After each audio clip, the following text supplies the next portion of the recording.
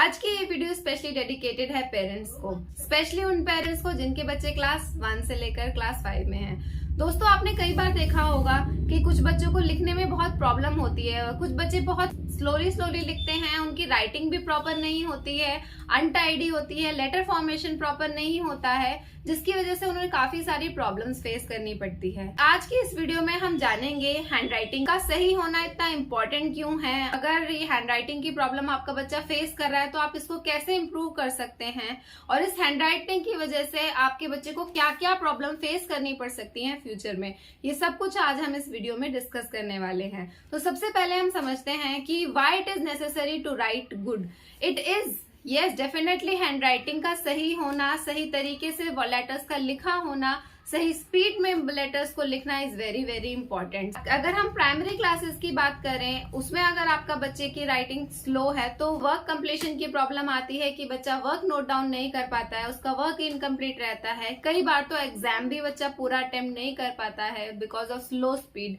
And untidy handwriting की वजह से बच्चे को आता है, तब उसने लिखा है अपना, तब भी उसको उतने प्रॉपर मार्क्स नहीं मिल पाते, क्योंकि अगर टीचर को ये समझ नहीं आएगा कि बच्चे ने लिखा क्या है तो वो उसके प्रॉपर मार्क्स नहीं दे पाते हैं। और इन्हीं सारी वजहों से ओवरऑल बच्चा आपका स्टडीज में लैक कर सकता है।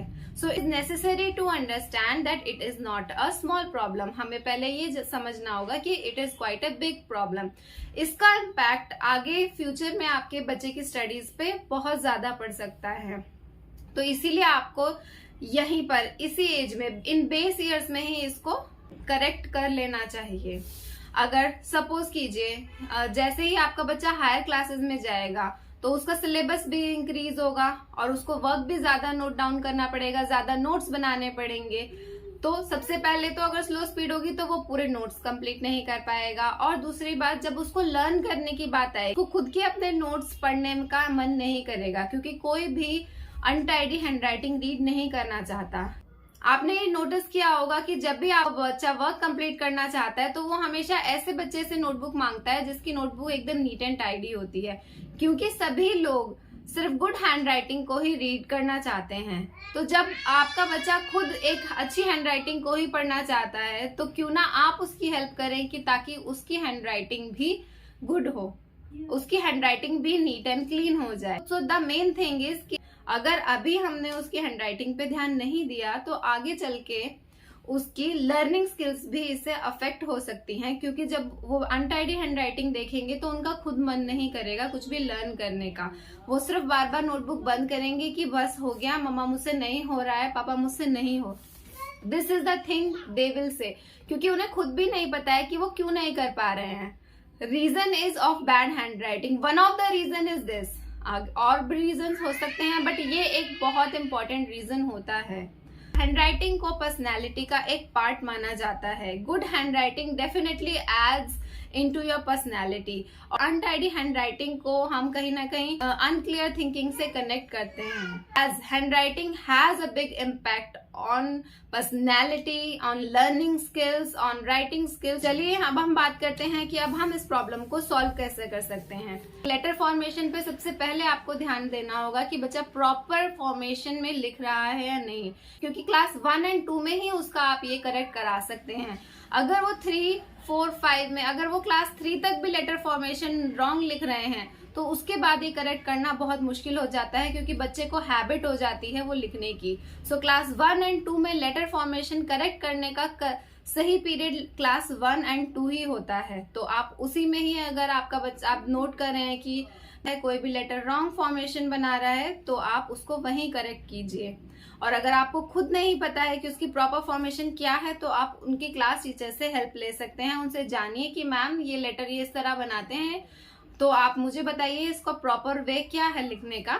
तो आप वो टीचर से डिस्कस कीजिए और खुद फिर उसकी प्रैक्टिस कराइए। मैं ऐड करना चाहती हूँ यहाँ पे उन बच्चों के लिए जो बार बार गाइड करने के बाद भी, क्लास 1 और 2 में या 3 में जो बच्चे बार बार गाइड करने के बाद भी जल्दी नहीं लिखते हैं, स्पेशली उनके लिए ये टिप है कि अगर वो राइटिंग में इंटरेस्ट नहीं दिखा रहे हैं तो आप उनको कलरिंग, पहले आप कलरिंग पे फोकस कीजिए। आप उनको पिक्चर्स ड्रॉ करके दीजिए, उनपे आप उनको कलर करने के लिए कहिए। कलरिंग में जब वो अपना हैंड मूव करेंगे तो उससे हैंड मूवमेंट वो सीखेंगे। हैंड पूरी हैंड मूवमेंट का कंट्रोल ही तो है hand writing.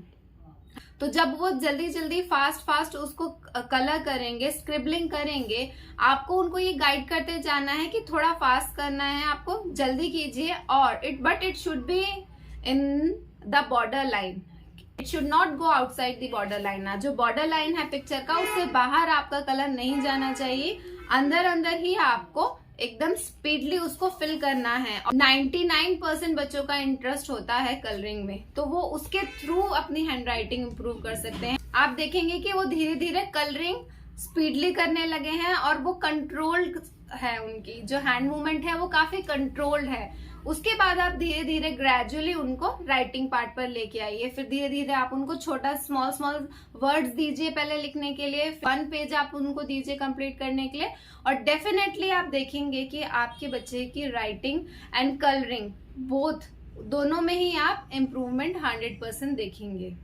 But if still you have any doubts and query related to handwriting, you can write in the comment box. चलिए इस टिप के बाद अब हम जानते हैं कि कैसे हम इम्प्रूव कर सकते हैं। सबसे पहले राइटिंग प्रैक्टिस बुक्स में आप करा सकते हैं। काफी स्कूल्स राइटिंग बुक्स प्रोवाइड करते हैं। इंग्लिश कर्सिव राइटिंग्स होती हैं, हिंदी की भी राइटिंग्स बुक्स होती हैं, उनके आप हाफ पेज या फिर 1 page according to your the age group of your child, आप उनको प्रैक्टिस कर सकते हैं। राइटिंग की प्रैक्टिस बच्चों को दे सकते हैं। और अगर स्कूल से अवेलेबल नहीं है बुक्स, तो आप परचेज कर सकते हैं मार्केट से। जो वर्कशीट्स आप देख रहे हैं स्क्रीन पर, इन वर्कशीट के थ्रू भी आप उनको प्रैक्टिस करवा सकते हैं। It is completely up to you, but practice is the only key to success.